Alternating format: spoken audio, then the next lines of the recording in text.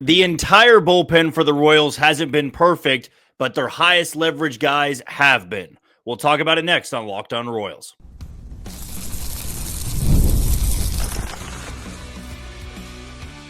You are Locked On Royals, your daily Kansas City Royals podcast. Part of the Locked On Podcast Network, your team every day. You are tuned into Locked On Royals and the Locked On Podcast Network. I'm your host, Jack Johnson. You can always find me on Twitter or X at JohnnyJ_15.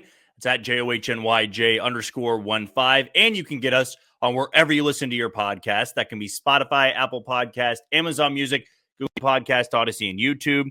Just be sure to hit that follow button and subscribe.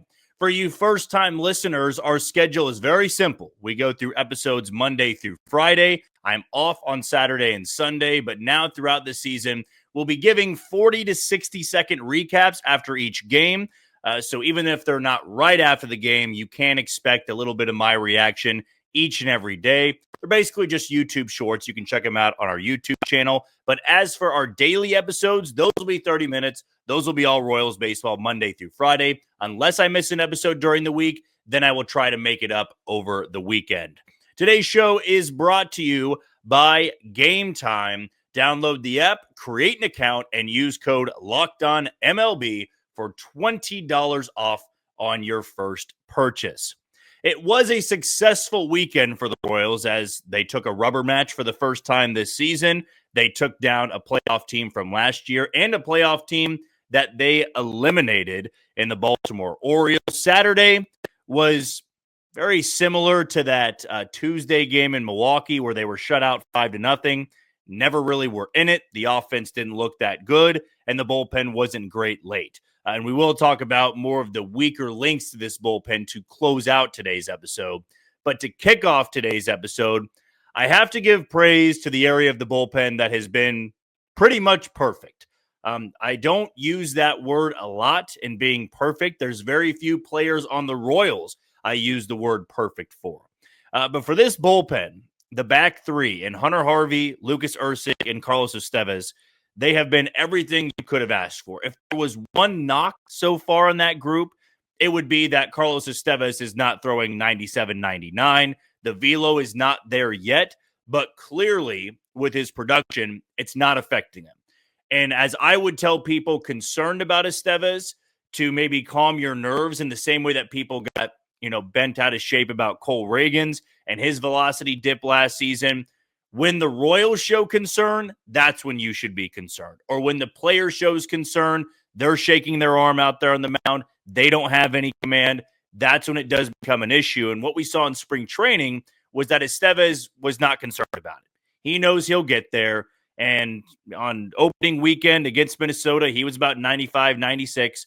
A couple times in that Milwaukee series, 95, 96. He dipped back down on Sunday, but he also hadn't pitched since Wednesday. It had been a long time since Estevez has took the bump. Maybe the back-to-back outings could help him getting his arm back into the swing of things. However, that's the one knock I would say about the back three in this bullpen. And it is game-changing for the Royals on their season and in their quest to win a division if those three are pitching the way you can expect them to all season long. We know there will be those ups and downs from time to time. There will come a time in which Hunter Harvey doesn't have his best stuff. Even Lucas Erceg doesn't have his best stuff. And there will be some saves that Carlos Estevez blows. You just hope it's when the Royals have already built a cushion with their record and maybe some distance from the rest of the American League Central. Now, as I said to open up the show, they've not been perfect, the bullpen as a whole. You have had those three be flawless. You have had Daniel Lynch pitch very well in the outings that he's gone out there, whether it be with the game tied or it be with a bit of a deficit between the Royals and their opponent. But as for the rest of that bullpen, they have had their fair share of struggles and more on the lower leverage guys side than really that medium to high leverage side. The guys that are struggling, for lack of a better term, has been the low leverage guys, the guys that are pitching in blowouts. Though one of those guys, Sam Long, who we'll bring up in the final segment, he has been thrust into high leverage spots because the bullpen was out of arms at that point. And that does go hand in hand with their starter going deep into the game. And for the first 9 games, the Royals haven't had too many starters work past the sixth inning. The sixth inning. They have seen Chris Bubich do it twice. They have seen Seth Lugo do it once. Cole Reagans and Michael Wacha have not done it yet. Michael Lorenzen will get his chance tonight to do it. This is something, though, that we had discussed in spring training. For all the concern about regression with the rotation, there had to have been the optimism that the bullpen could protect that. You don't have to look very far in this team's division, the Cleveland Guardians, that were able to win 90-plus games with a rotation that didn't work deep into the game, but a lights-out bullpen. I will say that expecting this bullpen to be as good as Cleveland's would be fool's gold, if you will. It would be foolish to do so. And I would say that this bullpen has the upside to have a very strong back three in the bullpen, but Cleveland's got flamethrowers and top-end relievers pitching in every sort of spot, every leverage situation. The Royals just don't have that. And maybe they could get some reinforcement coming back from Omaha or maybe through a trade acquisition closer to the deadline. This is who the bullpen is, though. They are very strong in the innings that are vitally important to closing down games. They are somewhat strong in the middle innings, and mainly because of Daniel Lynch. Maybe Angel Serpa can get there, but in those low leverage spots, in trying to get length out of your bullpen, that's where they struggle. And as I've said for the third time now in the first 7 minutes, we'll discuss that in the final segment. I want to give praise to the guys that have been pitching in the biggest moments. And honestly, the only one that's had a shaky outing was Carlos Estevez. And I thought that he was getting squeezed in the 10th inning in Milwaukee. That pitch that tied the game in the 10th inning to Jackson Chourio was a well-located pitch. It was just a good hitter putting a good swing on the ball. Then thought his command a little bit, got screwed over by a balk call that just simply wasn't a balk in any way, shape, or form. But he gets out of a bases-loaded jam with nobody out.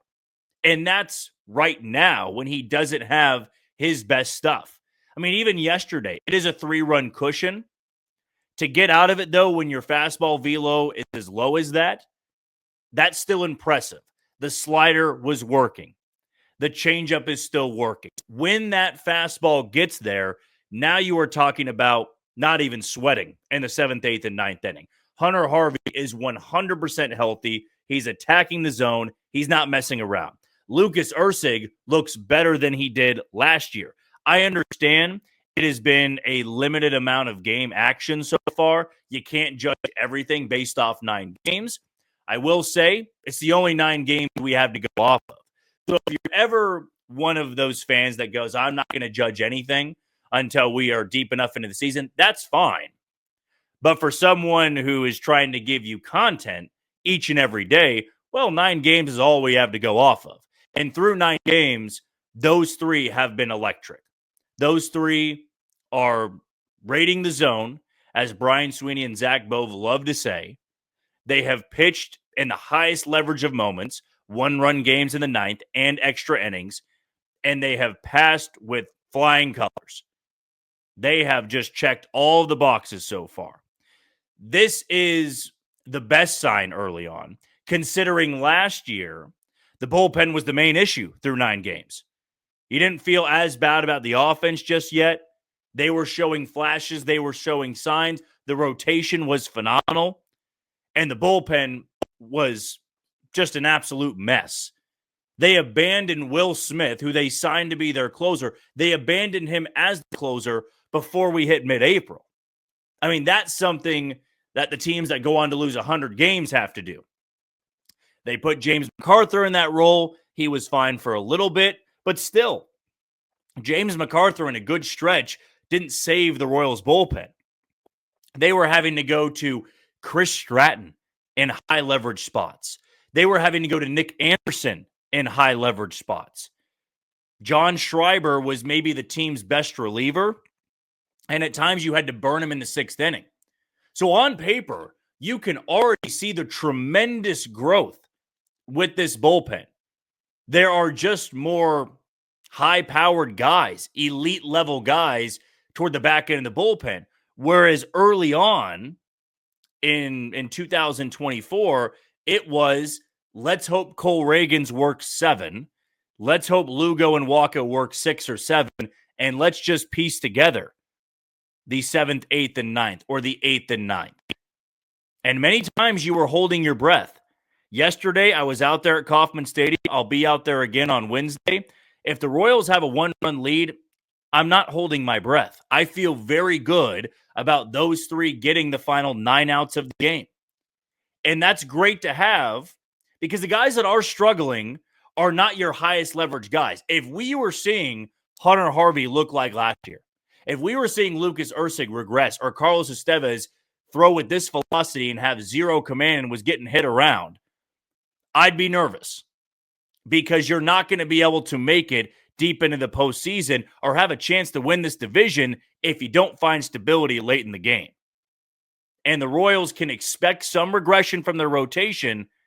However, to have a bullpen you can rely on, we saw where that took the 2014 Royals. We saw where it took the 2015 Royals. The 2016 Royals were able to stay in it because of that bullpen.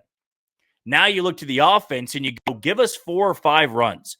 Starters, give us 5 to 6. And we'll turn it over to these 3. And these 3 should be able to get it done. And Schreiber and Lynch can be guys that you count on. Now you need one of the 3, Sam Long, Chris Stratton, or Angel Serpa, to be fine, to be average. You don't need them to be spectacular. And if they aren't spectacular, there are guys down in Omaha that can take the baton from them. I mean, Sam Long, he can't have too many more outings like that, whether it be high leverage or not. Evan Siska's waiting in Omaha. Chris Stratton has to show some form of efficiency, or Jonathan Bowen's going to be on the next thing smoking. Steven Cruz, another name you could bring up there. If it gets bad enough, maybe you just say, hey, Noah Cameron's going to abandon his spot in the rotation in Omaha to help us out in the bullpen in Kansas City. If Alec Marsh was healthy, I feel that he would need a few outings in Omaha, and then he's taking Stratton's spot in the bullpen. Problem is, he's had a few setbacks with that shoulder. So until he's healthy, those are the 3 guys in Omaha that I feel confident in taking one of those 3 spots in the Royals bullpen. The best thing is, those are the low leverage guys, minus Angel Serpa.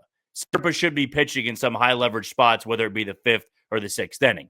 The best 3, they've been great to start the year. And hopefully it's just a sneak peek of great things to come. Not expecting them to go the entire year without giving up a run, but I have been more than pleased with Hunter Harvey, Lucas Erceg, and even Carlos Estevez without that high-powered fastball, and I still expect it to get there. Okay, we'll take our first break of the show. When we come back, Jack Caglianone's doing exactly what he needed to. Though it is 3 games, this is how he needs to hit if he wants to get to Kansas City sooner rather than later. That's coming up on Locked On Royals. You are tuned into Locked On Royals on the Locked On Podcast Network. I'm your host, Jack Johnson. You can find us on Twitter or X at JohnnyJ_15, or you can catch us on wherever you listen to your podcast. Today's show has one of our sponsors as Just Ingredients. And with Just Ingredients, when it comes to fueling your body, the quality matters. That's why Just Ingredients is changing the game with clean, high-quality products designed to support better health and peak performance. Just Ingredients offers an NSF-certified line of protein powder, electrolytes, pre-workout, and creatine, all tested to ensure they're free from substances banned by major athletic organizations. Just Ingredients has also partnered with 2-time MVP Bryce Harper, who trusts their NSF-certified sports line to fuel his training and recovery. JustIngredients.us is where you need to go to and use code LOCKEDONMLB, LOCKEDONMLB, for 20% off. And for more wellness tips, follow at just.ingredients on Instagram. Again, that is at just.ingredients on Instagram. Get started today with one of our sponsors in Just Ingredients. Going down to AA in Northwest Arkansas, we got some great news to report if you were living under a rock this weekend, which is that Jack Caglianone had a great start to the season. In fact, did so well, he went viral as he did during spring training because his first AA home run left the entire stadium. Didn't just leave the field, Now, he didn't crush it 440 feet. No, he left the entire stadium. The ball was bouncing on the street outside of the stadium in right field. He had the ball 470 feet at 116 miles an hour. And as I said on Twitter, I felt that was underselling it. I mean, this ball looked like it was hit 530 feet at 150 miles an hour. Absolutely tagged it. That's the power we all know and love. But it wasn't just that one swing. And if that was the only hit he had in the series, I still believe it would have been enough to generate some buzz on today's episode. The fact it wasn't is an even better sign. Because the day after having a 470-foot home run, he has a 3-hit game. A 3-hit game, a 2-run double. He walked as well. And so far to begin the year, he's hitting well over 360. His OPS is north of 1,000. It's also 3 games. We can acknowledge that. The point of today's segment is to say, this is how he needs to hit. Like, you go to each and every series with the expectation that he can do this. 300 is not going to get Jack Caglianone past AA by June. If he's only hitting 300, the Royals are still going to take their time. If he's hitting 470-foot home runs and every single series he's got a 3-hit game and they're pitching around him and he's playing good defense, then yeah, I'd imagine after April, if he's hitting 380 or 400, you can try him out in Omaha. And if he gets to Omaha by May, we're going to see him by June or July in Kansas City. Because I've always thought for younger players, young prospects, the test is AA. The test is not AAA. If you hit well enough in AA, you're going to be able to hit in AAA. We know that it favors hitters up there. So if Jack Caglianone can do this against some of the best prospects in baseball, I feel good that he's going to do even more so in Omaha, which means he doesn't need to spend much time in Omaha. Now, 3 games, as I said, is 3 games. But as I also said in the first segment, 3 games is all we have to go off of. It's the only data provided to us for the 2025 season of Jack Caglianone. And we know that we're watching him, considering the way the outfield has looked in Kansas City. I put together the numbers today because tonight, Hunter Renfroe, Kyle Isbell, and MJ Melendez are all starting in the outfield. So far to begin the season, Hunter Renfroe is 4 for 25. Kyle Isbell is 4 for 20. MJ is 2 for 20. That is a combination of 10 for 65, which is a batting average of 153. I can also point out that Hunter Renfroe has had well below average defense in right field. Kyle Isbell, known for being a better defender in center field, had a really bad game on Saturday dealing with the wind. And Melendez hasn't gotten enough traction out there, hasn't gotten enough work out in the outfield that it's really mattered much. All we're focusing on is the 2 for 20 start.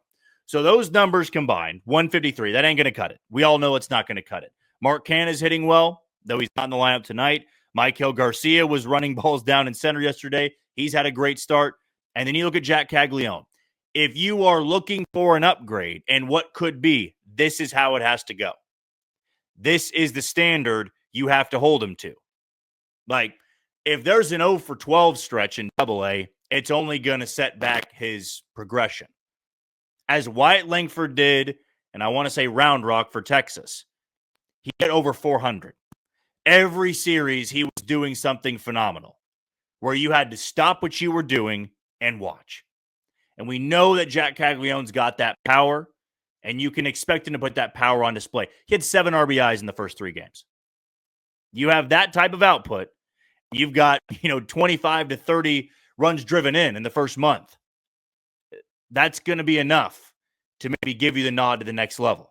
You're hitting 370, 380. You are making a mockery, as I've said so many times in the last 2 months. You make a mockery of AA pitching, there will be nothing left for you to prove. You go to AAA, you take care of the pitching there, which, let's be honest, it's some guys that just can't make it to the big league sometimes, or it's prospects that are right on the doorstep. But you look at, the AAA rotation for a lot of teams out there and the bullpens out there, it's the 4A players. The guys that just can't cut it might have great numbers at that level, but it doesn't translate to the bigs. If he can hit in AA, I think he can hit in AAA pretty easily. And that's going to be the goal. That's the focus. And I still believe that if this is the type of productivity that we see each and every series. He doesn't need to hit 600. That'd be great, but I'm not expecting that. If he hits 350 every single series, he drives in anywhere from 5 to 7. He homers 1 to 2 times, and it looks like that. Also, the impressive part is in his 3-hit game, I want to say 2 of them were to the opposite field. He's not rolling over to second. The ball is getting deep, and he's guiding it over to left center and hitting the ball incredibly hard. His first double-A hit was a single to left center. He had a couple of sac flies to left field. That is the development and the maturity of a young hitter. Whereas he could see the mammoth home run that he had to right field and go, I can do that every single at bat. And you know what? You're not going to be able to. That gives me more hope in the progression of Jack Caglianone than the 470-foot home run. That's obvious. We know about the power. And I agree with Jeff Passan, who wrote in one of his articles last month, he can be the power guy in baseball in like a year or two. Where home run derbies, like he becomes the next Giancarlo Stanton when you watch him go to the plate. This one may leave the yard and leave the yard in a hurry. Like there are guys across baseball that have that type of energy. Shohei Ohtani, Vladdy Jr., who just signed a 14-year deal, by the way, that we don't talk about Vladdy Jr. That is astonishing. Didn't know if they were going to be able to get that done. Still, home run derby, power. Pete Alonso's got that. He's going to leave the yard. Jack Caglianone could be in that group very early in his professional career. To me, though, it's working the other way. If you can hit to the opposite field and you got that power, yeah, you don't need to spend long in the minor leagues. And after one series, I'm already holding him to that standard. You do that each and every time out, and we revisit series after series after series, there's going to be a spot for Jack Caglianone in Kansas City pretty soon. Okay, we're going to take our final break of the show. When we come back, let's talk about the struggling part of the bullpen, which is from 2 guys, and I'll throw in a third, that have to turn things around quickly, because if not, somebody from Omaha is going to be the fix to that. We'll talk about it next on Locked On Royals. You are tuned into Locked On Royals and the Locked On Podcast Network. I'm your host, Jack Johnson, and you can find me on Twitter or X at JohnnyJ_15. The final shout out we're going to give is to our sponsor, our title sponsor, I should say, in Gametime. There's nothing better than catching an MLB game live. In fact, I was there yesterday, got my tickets on Gametime. You got the crack of the bat, the roar of the crowd, and the smell of ballpark food. And if you're looking to go last minute, Gametime makes getting tickets easier than ever. With last-minute deals, all-in pricing, and a lowest price guarantee, Gametime takes the stress out of buying MLB tickets. Plus, ticket prices drop as Gametime gets closer, meaning you can score an incredible deal. Take the guesswork out of buying tickets with Gametime.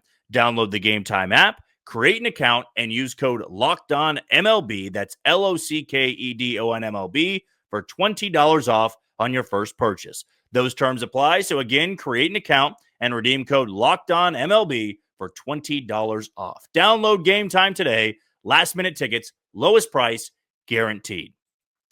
It's ironic that we are going to be ending the show on a bit of a sour note, considering the top of the show was about praising maybe one of the most impressive parts about this team early on, which is the back end of the bullpen.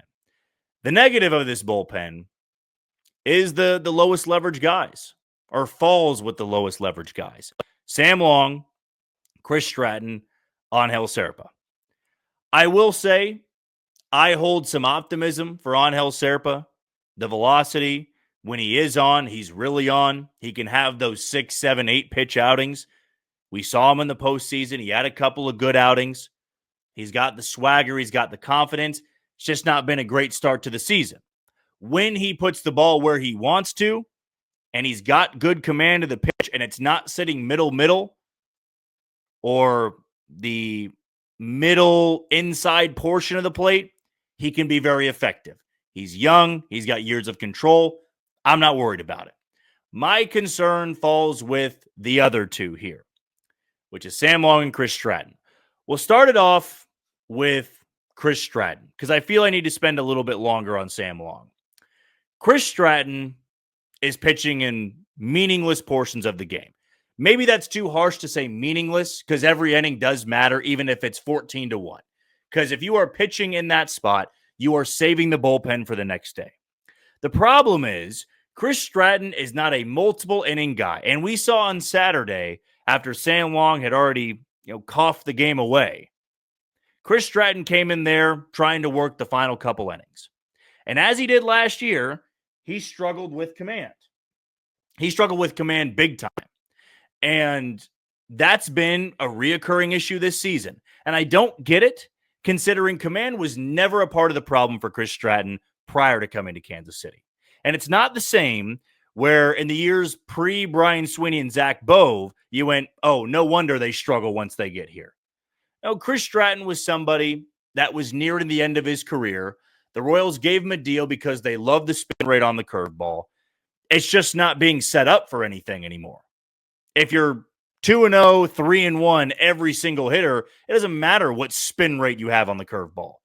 A hitter's not going to swing.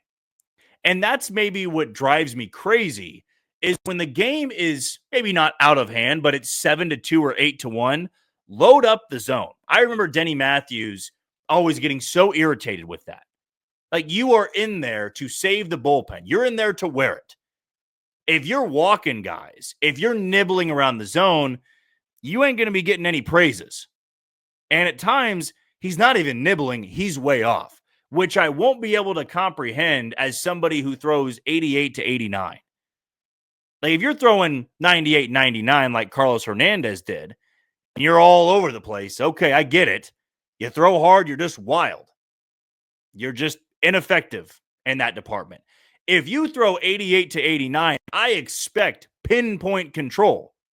Because 88 to 89 with no control is, I'm sorry to say, it's worthless for the bullpen. And Chris Stratton made this team, I believe, because yes, he beat out Carlos Hernandez. The Royals were ready to give up on him. He also got knocked around in his only outing in Philadelphia so far. But he also made it because Alec Marsh wasn't healthy. I had this anticipation that if Alec Marsh was healthy and got there by the middle portion of spring training, Chris Stratton's not making the team.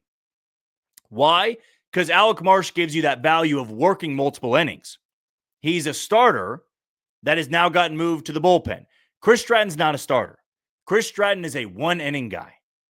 And if you can't work that deep into games, if it's already a blowout, there's not much value there. I also believe Chris Stratton's on borrowed time. I'm done getting up in arms about it because there are going to be reinforcements. And Chris Stratton hasn't blown games in the way Sam Long has. Now, with Sam Long, here's my take on it. Sam Long was a minor league deal guy. And with minor league deal players, whether they be position players, they be bullpen guys, or they be starters, you strike gold if you get one good year out of them. And they got a good year out of Sam Long. And if you look back at his career history, he has a good year, then a bad year, a good year, and then a bad year. Last year, he was due for a good year, and he gave the Royals that. They struck gold, giving him a minor league deal, paying him the league minimum, and he gave them great value out of the bullpen.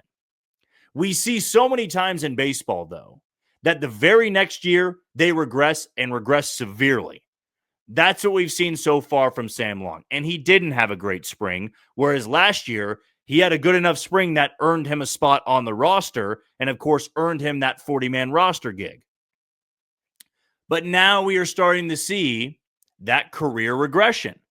He's due for a bad year. He's giving them a bad year so far. I mean, it was a complete meltdown on the mound on Saturday. The Royals offense didn't give Michael Walker or the bullpen much to work with. Sam Long needed to get one out, though. And the Royals were down 2-0 when Sam Long entered facing a lefty. And the Royals left that inning, down 6-0 or 7-0? Want to say it was 7-0. Maybe it was 6-0. I don't know. It doesn't matter. The game was over. It was well out of hand at that point. I put blame on the offense in that game, but also the Royals were asking one out of Sam Long. And even if Kerstad gets the hit, which he did, you got to get one out. You still just have to get a good pitch in a good location, get someone to roll over, get a pop out, or if you strike somebody out, all the better. You can't melt down the way he did. Now, the extra inning, blown games, Milwaukee, it happened. All right, that was bound to happen. The Royals offense didn't scratch across a run going into his inning. Like they were shut down in that spot. So you're already thinking you're not winning this game. It would have been hard to. Opening day, right? You have the go-ahead run score, the Stephen Kwan double, but then things spiraled again. And that can't happen. That just simply can't. He knows it. Everybody knows it. He's a professional, and he's had good seasons in the big leagues. He's also on a short leash because there is no unfortunate contract issue in cutting ties with him. Chris Stratton, there is money involved. You have to eat that salary. With Sam Long, if Evan Sisk, who's opened the year with, I want to say, 2 or 3 scoreless innings, if this continues for Sam Long, we might see the IL stint, and then Evan Sisk comes up just because you don't want to completely give up on Sam Long. But if Evan Sisk were to come up and pitch well, then there's your answer. So things have to turn around in a hurry for him. Like I said, you can't judge everything off 9 games. It's the only 9 games we have. And every outing for Sam Long, with the exception of one in a blowout game to the Brewers on Tuesday night, they've been bad. They've been more than bad. Not throwing enough strikes, getting hit around, letting a 1 or 2 run deficit turn into a 6-run deficit. That can't happen from even your low leverage guys. Stratton and Long have to turn things around. I'll throw on Serpa in there. He just has a longer leash. But these two guys, they don't have an entire month of April to have bad baseball, bad outings. Because if they do, there will be reinforcements coming from Omaha. All right, that's going to do it for another edition of Locked On Royals and the Locked On Podcast Network. I've been your host, Jack Johnson. Thank you for making Locked On Royals your first listen today. For your second, check out the all-new Locked On MLB Game Night. Every game, every night, all season long. Get local analysis on a national scale. Find MLB Game Night on Locked On MLB on YouTube or wherever you listen to your podcast. Tomorrow, we'll recap Game 1 between the Royals and the Twins, take a look at the American League Central and how the Tigers and Guardians and White Sox are faring. But until tomorrow, you take it easy, Kansas City.